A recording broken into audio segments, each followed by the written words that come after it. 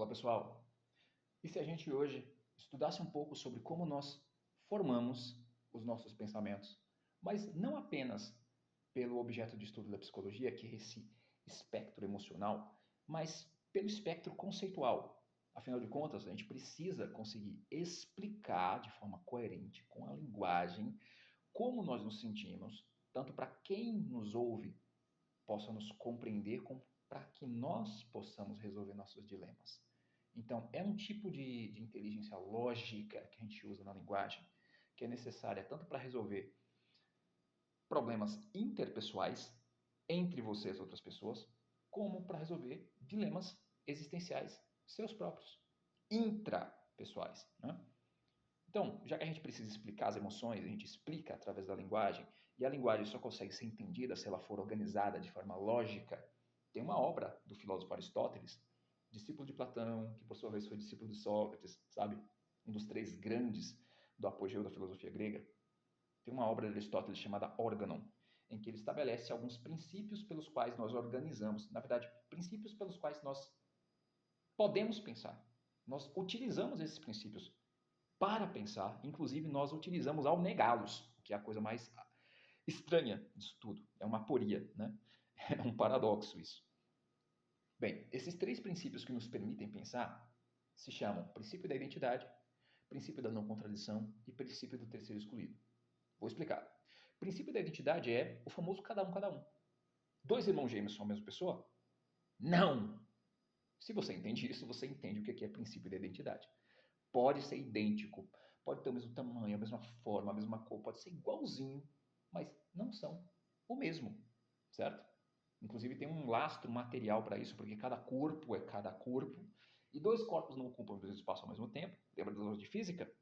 É isso. O princípio da não contradição, ele já é uma questão mais de linguagem, porque a gente já trabalhou contradição em outro vídeo. A gente sabe que contradição é a relação entre uma universal afirmativa e uma particular negativa, ou ao revés, uma universal negativa e uma particular afirmativa, né? É uma coisa que existe na linguagem, mas também tem lastro na vida real. Pega, por exemplo, entra um professor na sua sala e diz que aluguel é maravilhoso e a gente não deve comprar casa porque é muito caro. O aluguel poupa dinheiro. Aí entra outro e diz, não, você tem que ter uma casa assim, é caro, mas é a sua provisão para a sua velhice e tal, e esse negócio de viver de aluguel é burrice. Aí você concorda com os dois ao mesmo tempo, no mesmo sentido? Não pode. Você até pode concordar com os dois em fases diferentes da vida. É o famoso duas informações incompatíveis não podem ser verdadeiras ao mesmo tempo no mesmo sentido. Para fixar isso aqui, lembra do as duas coisas da Chiquinha. Ah, você tá caçoando de mim ou tá achando que eu sou burro? E ela, as duas coisas, né? Por quê? Porque dá para ser as duas coisas nesse caso, já que a gente não está falando no mesmo sentido, certo? Mas quando a gente fala de duas informações incompatíveis sendo sustentadas como verdade ao mesmo tempo no mesmo sentido, aí a gente já tem um problema. A gente já tem uma contradição.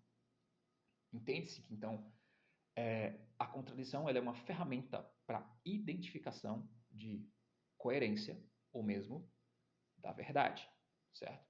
E aí tem o terceiro excluído, que é um princípio que funciona basicamente dizendo o seguinte: entre uma verdade e uma falsidade não tem meio termo.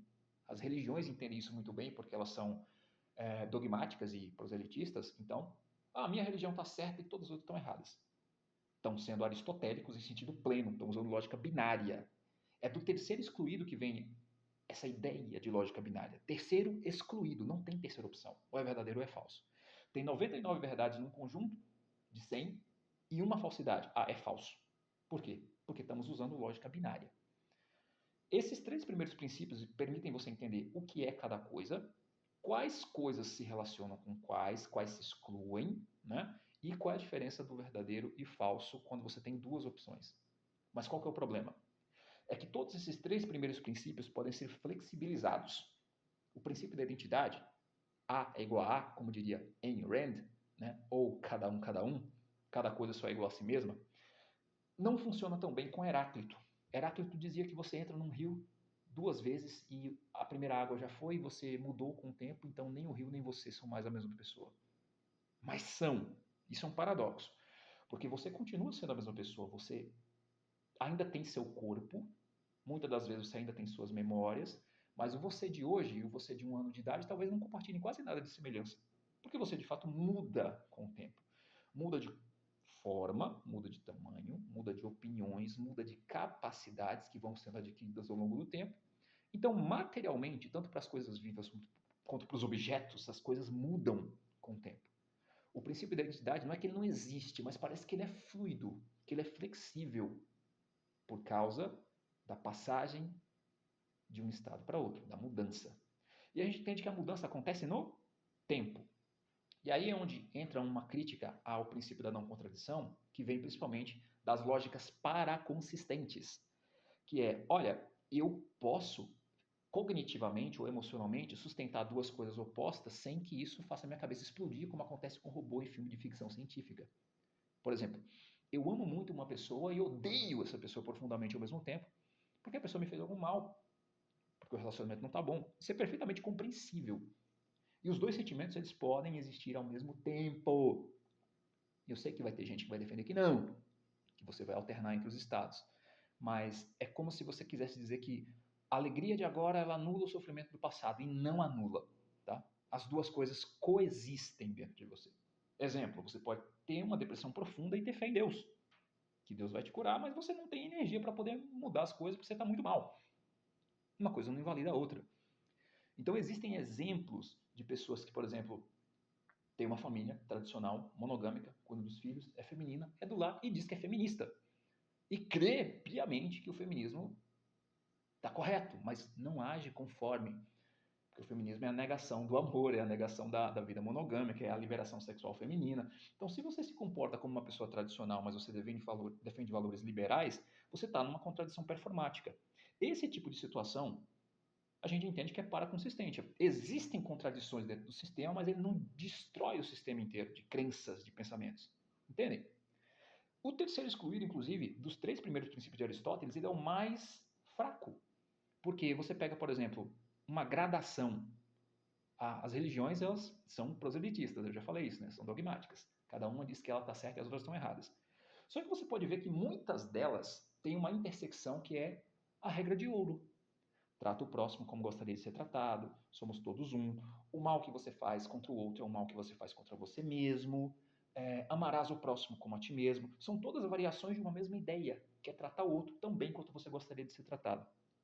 Isso está presente em mais de 1, 2, 3, tem muitas religiões ao longo da história e ao longo de sistemas metafísicos completamente diferentes, e ela coexiste. Você pega, por exemplo, a metafísica do budismo, ela é completamente diferente da do cristianismo, e no entanto os dois englobam essa mesma ideia. O princípio que a gente chama de regra de ouro. Mais um exemplo para vocês entenderem. Se você me chamar para comer salada de maionese na sua casa, num jantar ou no almoço, junto com o resto da comida, eu provavelmente vou comer.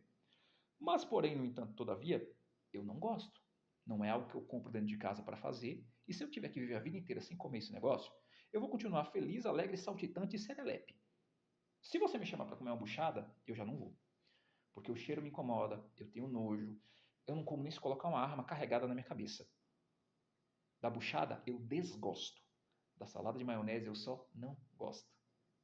E o que eu gosto é feijão, arroz, salada de tomate, alface e um bife, carne vermelha. Vocês entenderam? Desgosto, -1. Não gosto, é 0. Gosto, mais 1. A gente vê isso, inclusive, no conjunto dos números reais. E aqui eu estou usando lógica trinitária. 3 valores. Eu não estou mais usando lógica binária, que tem o terceiro excluído. Eu estou usando valores de verdade que são negativo, positivo e neutro. A gente poderia pensar também em lógica difusa, em que, tem religiões que são mais parecidas umas com as outras. Então, se você encarar, hipoteticamente, essa daqui é a falsa, completamente falsa, e essa daqui é completamente verdadeira, ainda assim, entre elas tem uma escala em que algumas estão mais próximas da verdade e outras estão menos. Você ainda fala de verdadeiro e falso, mas em degradê, em gradação, em escala. Isso é o que a gente chama de lógica difusa. Então, pessoal, para a gente conseguir entender esse negócio bem entendido, todos os 3 primeiros princípios eles são usados para pensar e para se comunicar através da linguagem. eu diria que os dois principais são identidade e não contradição. O terceiro excluído ele já é mais fraco, ele é opcional, ele nem sempre aparece, tá? Até porque a não contradição ela já é suficiente para você conseguir determinar a validade de uma afirmação como verdadeira ou falsa, né? Se bem que muita gente vai dizer que o princípio da não contradição de Aristóteles é muito mais um princípio da dupla negação do que esse princípio que exclui as coisas supostamente incompatíveis, né? E aqui eu vou dar um exemplo do desenho animado do irmão do Jorel. O irmão do Jorel, eu acho que é o Nico, sobe junto com ele para o telhado para poder ver qual é o momento exato em que o dia vira noite. E termina o episódio e você não vê porque é um degradê, é uma escala, vai escurecendo aos pouquinhos. Não tem aquele momento exato que você vê a escuridão chegar e a luz ir embora. Não é como quando falta luz dentro de casa à noite ou quando você acende a luz no meio do escuro. É gradual. Pensa, por exemplo, no planeta Terra, que é uma bola. De um lado a luz do sol bate, nesse lado todo mundo está no dia, do lado escuro, onde fica a sombra, está de noite. O que o princípio da não contradição vai nos dizer? Olha, não dá para ser noite e dia ao mesmo tempo. Qual que é o problema dessa afirmação? É qual é o espaço que eu devo considerar para dizer que a não contradição existe, que isso é uma verdade. Porque se você for considerar o corpo do planeta Terra como esse espaço uno, você vai ver duas coisas contraditórias acontecendo no mesmo corpo. É dia de um lado e escuro do outro. São lados separados, mas é um corpo só. Então as coisas coexistem. Vocês entendem onde eu quero chegar? Pois é. Então, mesmo sendo o princípio da identidade e do não contradição fundamentais para nós termos a capacidade de pensar, parece que ambos, talvez em graus diferentes, mas ambos estão condicionados à materialidade do tempo e do espaço. Sendo que o da não contradição, além de estar condicionado à materialidade do tempo e do espaço, ele está condicionado conceitualmente à extensão da definição do objeto sobre o qual eu falo. Eu escrevi um artigo de mais de 60 páginas sobre exceções ao princípio da não contradição, e talvez você queira dar uma lida. Eu vou deixar no Stories de hoje. Por enquanto, é isso. E usa esses princípios no teu dia a dia para você conseguir explicar que você não está fazendo uma desfeita quando você desgostar de uma comida que lhe é oferecida, ou até para você lidar com algum problema mais grave, tipo alguém chega para você e fala, ó, vi tua namorada com outro cara ali ontem às 21 da noite, aí tu acha outro cara que também estava lá e você fala, não, eu não vi a tua namorada às 21 da noite ali com outro cara. Os dois não podem estar falando a verdade ao mesmo tempo, no mesmo sentido, mas eu quero que você saiba que os dois podem estar errados, tá bom? Um deles pode ser desatento, o outro pode ter confundido outra pessoa com a tua namorada, e beleza. Eu só quero que você comece a usar esses princípios para você começar a corrigir um pouquinho aquilo que você fala e talvez até mesmo algumas das suas crenças sobre você, sobre o mundo, sobre as pessoas, que talvez não sejam muito saudáveis. Valeu e falou!